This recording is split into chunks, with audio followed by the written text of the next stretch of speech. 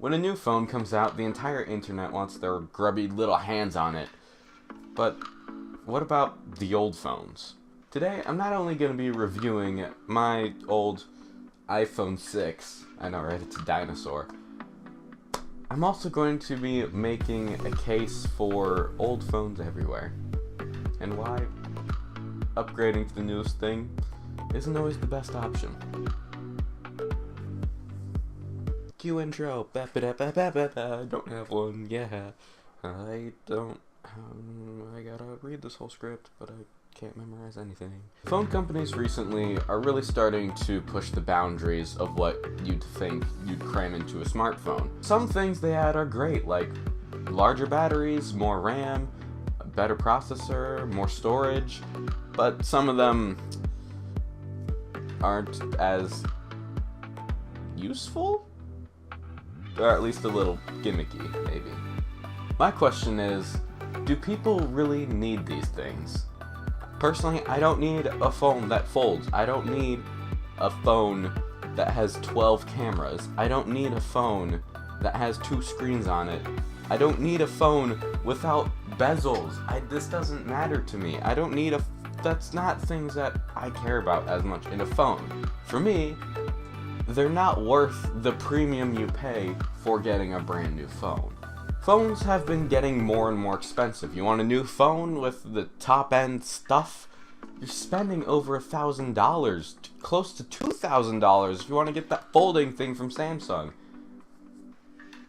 But like, why? We've come to the point when there's only so far that they can really take a phone before users can't use the phone to its full potential. I mean, what do you really want from a phone? Do you want Instagram to load faster than instant? Do you want to swipe through Tinder at the speed of light? What do you want? Oh, well, it loads faster. I can play all the games I want. It's got more storage than I'll ever practically need. I can multitask. But how's that honestly going to affect your overall life? My answer is it won't. For me, what I expect from my smartphone is I don't wish that I had more of a smartphone than my current smartphone is. Put simply, here is a list of things that I need my smartphone to do. Call. Hey, what's up? What's good? Sorry, Mom.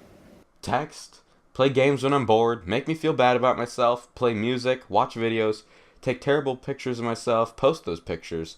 And surf the web. Now, wouldn't you know it, my iPhone 6, which if you were to buy now, new, you could get for $150, it can do all of that. So I ask you, what more do you need from a phone?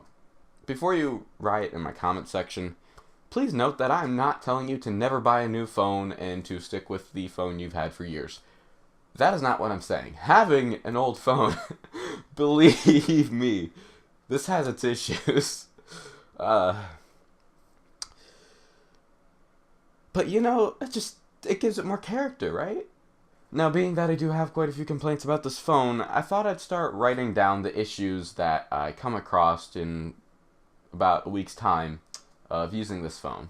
It randomly turns off when it hits about 10%, then turns back on by itself. Lags while trying to pause music, forcing me to hit the play button again, only for it to unpause my music. Once the music is paused, sometimes it won't let me resume the music unless I open up my phone and go back to the app and resume it from there. Battery life, it's terrible. Fingerprint reader works about 75% of the time.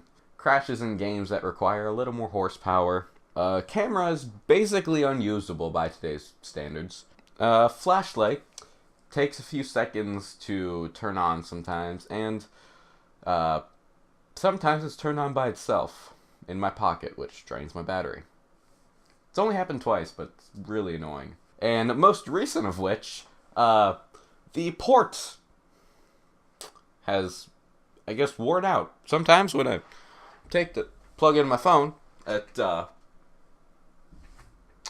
doesn't charge.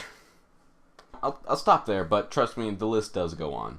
Now, right now, my case for buying an old phone probably doesn't sound too great. But take into perspective that this is a phone that's been used quite heavily for 4+ years. I'm sure if you were to buy a new iPhone 6 or 6S, I know those are also on sale in some places, you probably wouldn't come across most of these issues. I mean, I don't really care that much because I've gotten used to the quirks, I've dealt with it, and I know how to get around them. So, doing all those things, you know, you get used to it and it doesn't really bother me.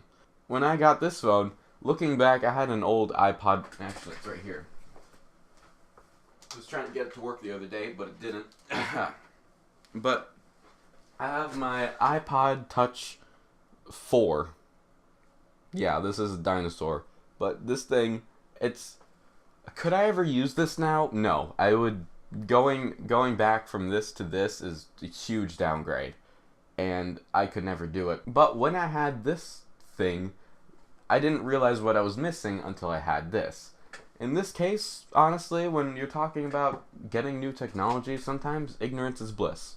Manufacturers are starting to hit a cap of where they can go, and that's why they're putting in all these gimmicks, is because there's so much farther they can actually push the horsepower of a phone before users just honestly can't tell a difference, because it doesn't matter. They don't have workloads that the phone can do. So putting in more power into the phone doesn't matter. Kind of like buying a brand new Lamborghini just to go 35 and pick up groceries. There's no way that the user can really use the product to its full potential. Now trust me, I get it. Having the newest iPhone, it shows that you've spent more money on your piece of metal and glass and silicon and whatever else is in a phone. Spend more money on that than everyone else. And that is you did it. Good job. You beat life.